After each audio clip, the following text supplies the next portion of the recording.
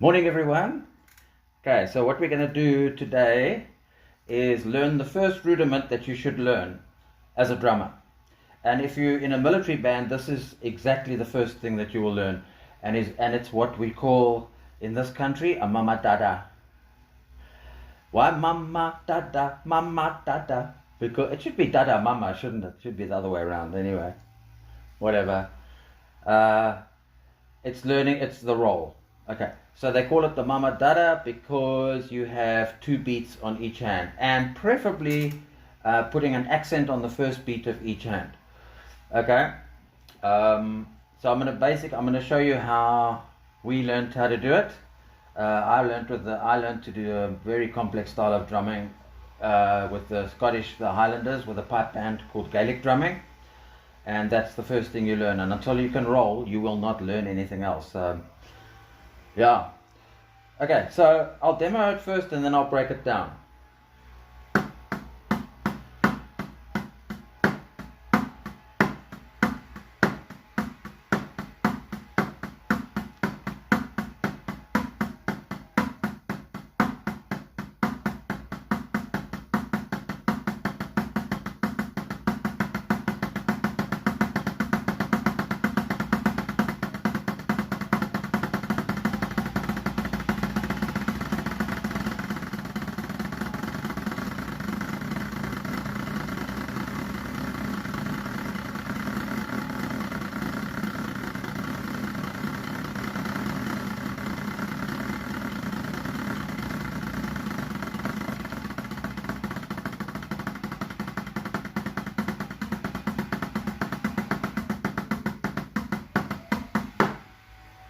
Wow.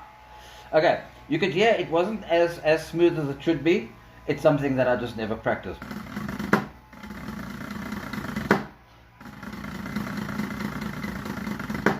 And of course, not using snares or any effects or anything, you're hearing exactly what I'm doing. Whereas when you're playing it on a snare drum, you can actually get away with a lot because the snares help to actually to make it sound more fluid and more flowing. But I decided to do it like the real raw way, just on the pads. And okay, so that's why you're hearing it's not as fluid as it should be. I used to be a lot better at it, but you know, we just stopped playing these things after a while, and as long as we can do that or 9-stroke roll, we're there. So here's the thing with rolling.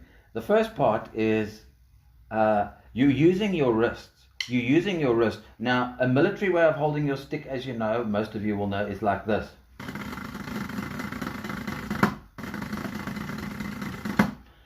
Okay, but I'm a rock drummer now. I don't play in a pipe band anymore. So this is my powerhouse grip for rock drumming, rock and pop. So you're using your wrists and your hands to move the sticks. They aren't bouncing yet, because obviously when you're rolling, they're going to bounce. But up till, let's see if you can notice where the crossover happens. When I go from using, you're probably going to notice it because I'm not as fluid as I used to be. If you can hear where the crossover happens, listen carefully.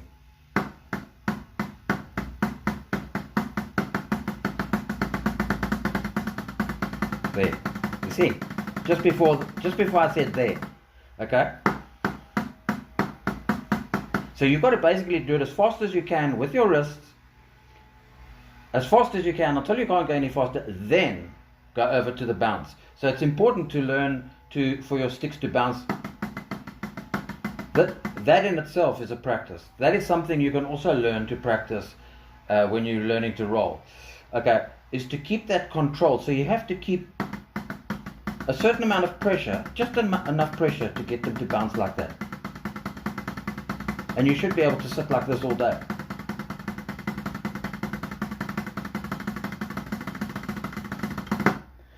Okay, so that's the crossover. Coming out of it is a lot easier.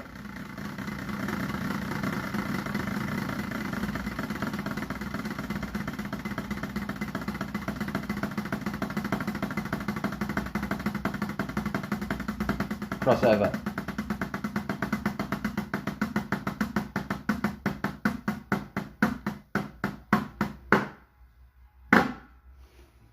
these things can take a pounding. Did you hear the crossover? Okay, so again, I'll go as fast as I can with my wrist and then cross over. You didn't hear it that time. I didn't even hear it. You see what just a little bit of practice does?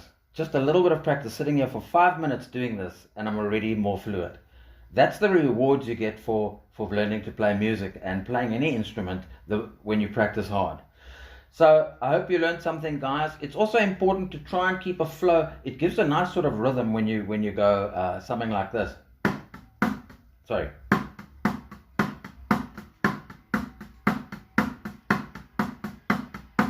See what I'm doing? I'm accentuating the first one, putting an accent on the first beat. It's the same as when you do fours, triplets, paradiddles, anything. With fours it would be... Sorry. So it's left, right, right, left, right, left, left, right. That's a 4. And that's how you learn to do... Those are all just 4s. And of course rolling with accents as well.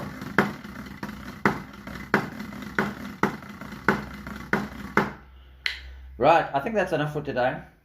I'm gonna go into the 4s and other rudiments at a later stage within the next few days or weeks. But I think that's pretty good for today, and I hope you learned something. Bye.